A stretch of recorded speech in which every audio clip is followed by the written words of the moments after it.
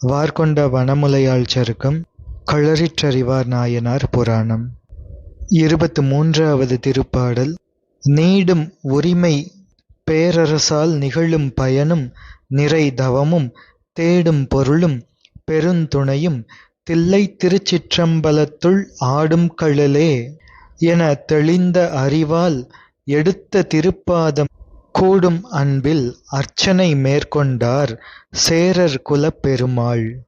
நீடுகின்ற உரிமை பொருந்திய பேரரசு செலுத்துவதனால் நிகழ்கின்ற பயனும் நிறையவுள்ள தவமும் தேடி அடையும் பொருளும் பெருந்துணையுமாக உள்ளது தில்லை திருச்சிற்றம்பலத்தின் உள்ளே ஆடுகின்ற திருப்பாதம்தான் என்று தெளிந்து துணிவு கொண்ட அறிவினாலே மேலே தூக்கிய அந்த திருவடியினையே, அந்த குஞ்சித பாதத்தினையே பெருகும் அன்பினால் அர்ச்சிக்கும் செயலைக் கொண்டார் சேரர் குலப் பேரரசராகிய நாயனார்.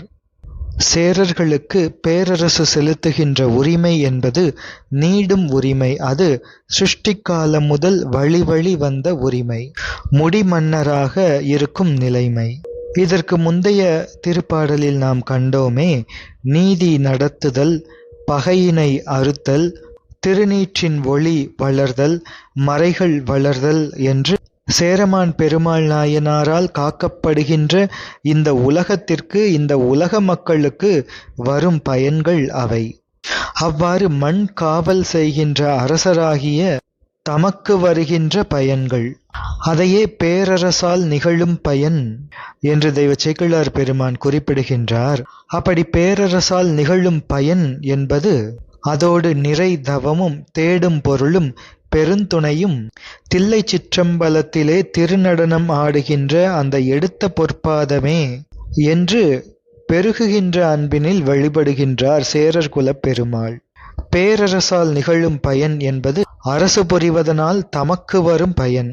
நிறை தவம் என்பது முன்பு தவம் செய்திருந்தால்தான் அரசு செலுத்தும் உரிமை பெறுவார்கள்.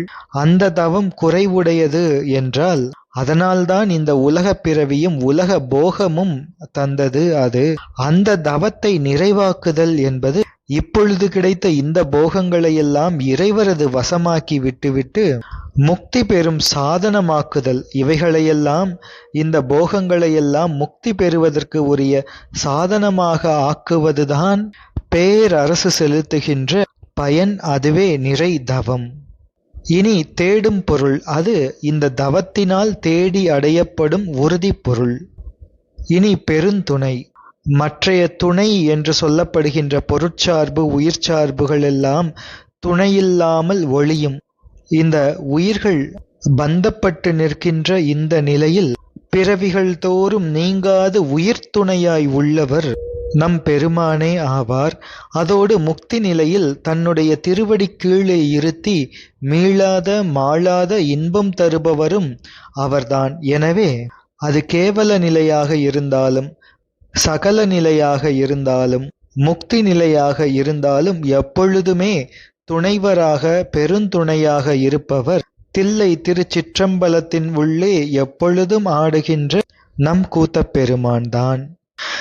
பெருந்துணையை பெரும்பற்ற புலியூரானை என்று தேவார திருவாக்கு இதனை கூறுகின்றது.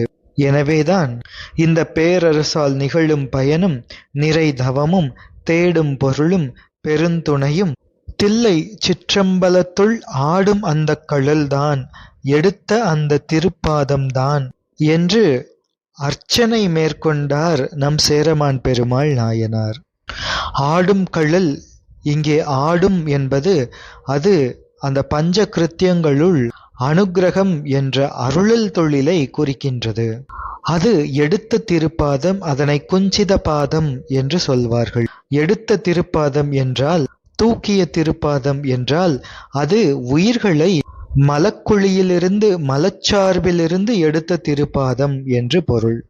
எடுக்கும் மாக்கதை என்று அந்த இடத்திலே இதனுடைய விரிவை நாம் பார்த்தோம். அப்படி உயிர்களை பாசச்சார்பிலிருந்து எடுக்கின்ற திருப்பாதம், அதற்கே பெருகுகின்ற அன்பு காரணமாக அர்ச்சனை புரிந்தார் நம் சேரமான் பெருமாள் நாயனார். அவர் என்ன வகையான அர்ச்சனைகளையெல்லாம் புரிந்தார் என்றதனை அடுத்த 24வது திருப்பாடலில் தெய்வ சேக்கிழார் பெருமான் நமக்கு காட்டுகின்றார். வாசத் திருமஞ்சனம் பள்ளித்தாமம் சாந்தம் மணித்தூபம் தேசில் பெருகும் செழும் தீபம் முதலாயினவும் திரு அமுதும் ஈசர்க்கு ஏற்ற பரிசினால் அர்ச்சித்து அருள எந்நாளும் பூசைக்கு அமர்ந்த பெருங்கூத்தர் பொற்பார் சிலம்பின் ஒலி அளித்தார் என்பது திருப்பாடல். வாசத் திருமஞ்சனம் அதாவது மணமுடைய திருமஞ்சனமும் திருப்பள்ளி தாமமும் சாந்தமும் அழகிய தூபமும் ஒளிபெருகும் செழிய தீபங்களும் முதலான உபச்சாரங்களும் திரு அமுதும் அமைத்து இறைவருக்கு தகுதியாக விதிக்கப்பட்ட தன்மையினாலே அர்ச்சனை செய்தருளுகின்றார் நம் சேரமான் பெருமாள் நாயனார். இந்த திருப்பாடலில் கூறப்பட்ட இவையெல்லாம் இறைவனது பூஜையில் புறப்பூஜைக்கு உரிய பொருட்களும் அங்கங்களும் ஆகும். திருமஞ்சனம் என்றால் திருமஞ்சன நீராட்டுதல், அது வாசத் திருமஞ்சனம். இந்த திருப்பாடல் வாச திருமஞ்சனம் பள்ளித்தாமம் சாந்த மணிதூபம் என்று வருகின்றது. அதில் முதலில் வருகின்ற வாசம் என்பதனை ஒவ்வொரு பொருளோடும் சேர்த்து பொருள் கொள்ளலாம். எனவே வாசத் திருமஞ்சனம் என்றால் திருமஞ்சன நீரின் உள் மணமிக்க மலர்களையும் பசுங்கற்பூரம் குங்குமப்பூ முதலிய வாசனை பண்டங்களையும் இட்டு மணம் கூட்டுவது மரபு. இந்த மஞ்சனம் என்பது திருமுழுக்கு அல்லது அபிஷேகம் என்று கூறப்படும். எனவே அந்த திருமஞ்சனம் என்பதனை செய்கின்றார் சேரமான் பெருமாள் நாயனார் நம்முடைய கூத்த பெருமானுக்கு. இனி மாலையாகிய திருப்பள்ளி தாமம் மற்றும் சந்தனமாகிய சாந்தம். முதலிலே கூறப்பட்ட மஞ்சனம் என்பது அபிஷேகத்தையும் இப்பொழுது குறிக்கப்படுகின்ற மாலை என்ற திருப்பள்ளி தாமம் மற்றும் சந்தனம் என்பவை அலங்காரத்தையும் குறிக்கின்றன. இனி மணிதூபம் தீபம் என்று வருகின்றது. இவை உபச்சார வகைகள். தேசில் தீபம், தேசு என்றால் ஒளி, ஞானம் என்றும் பொருள் உண்டு.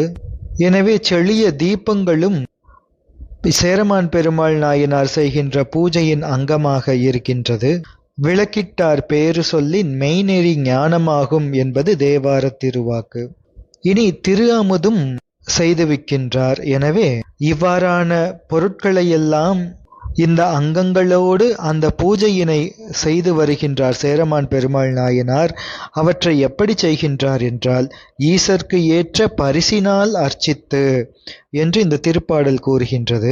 ஈசர்க்கு ஏற்ற பரிசு என்றால் பெருமானுக்கு ஏற்ற தன்மை, அதாவது சிவனது பூஜைக்கு இது தகுந்தது என்று சிவாகமங்களில் விதித்தபடி சிவார்ச்சனைக்கு அங்கமாகிய 5 உபச்சாரங்களும் இங்கே சொல்லப்பட்டிருக்கின்றன. 5 உபச்சாரங்கள் என்பவை பிருத்திவி சம்பந்தமான உபச்சாரங்கள். அவற்றை பார்த்திவோபச்சாரங்கள் என்று சொல்வார்கள். அவை திருப்பள்ளி தாமம், சந்தனம், திரு அமுது முதலானவை. இனி நீர் சம்பந்தப்பட்ட உபச்சாரங்கள், அவற்றை ஜலோபச்சாரங்கள் என்று சொல்வார்கள். அவை திருமஞ்சனம், பால், இளநீர் முதலியன. இனி அக்னி சம்பந்தப்பட்ட உபச்சாரங்கள், அவற்றை தைஜசோபச்சாரங்கள் என்று சொல்வார்கள். தீபம், கற்பூரம், தங்கம், மணிப்பணிகள் முதலியன.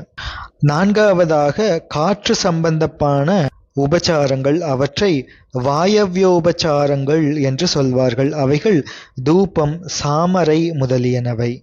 இனி ஒலி சம்பந்தப்பட்ட உபச்சாரங்கள், இதனை ஆகாசோபச்சாரங்கள் என்று சொல்வார்கள். அவைகள் மணி, வாத்தியம், துதி முதலியனவை. இவற்றை கொண்டு அர்ச்சிக்கின்றார், வழிபடுகின்றார், பூஜை செய்கின்றார்.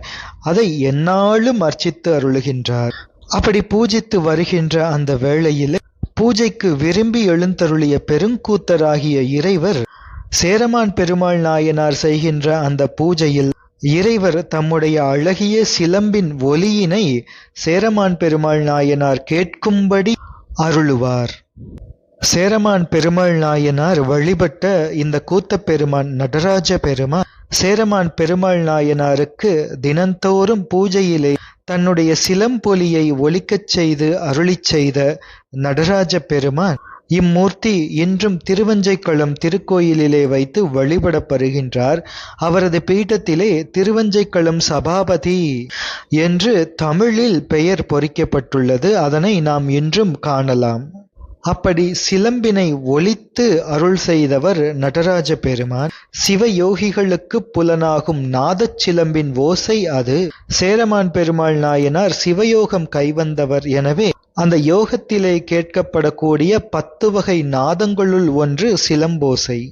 அந்த ஓசையினை நாயனாருக்கு கேட்பிக்கச் செய்கின்றார் கூத்தப் பெருமான்.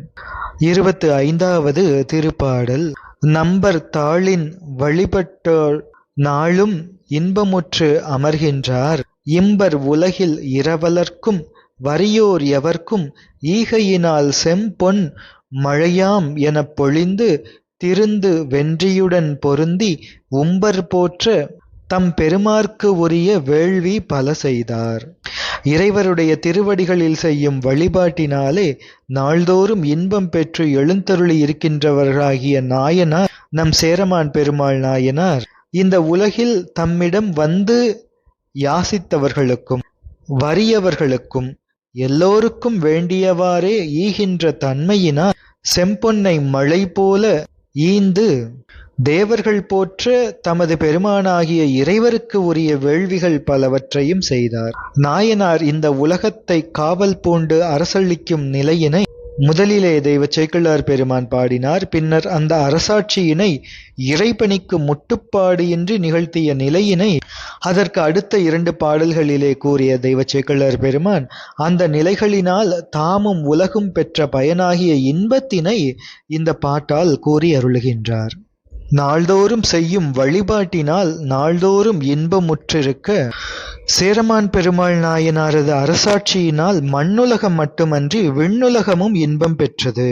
வானோர்களும் இவ்வுலகில் செய்யப்படும் வேள்வி முதலியவற்றால் மகிழ்ச்சி பெற உள்ளார்கள் என்பது உண்மை.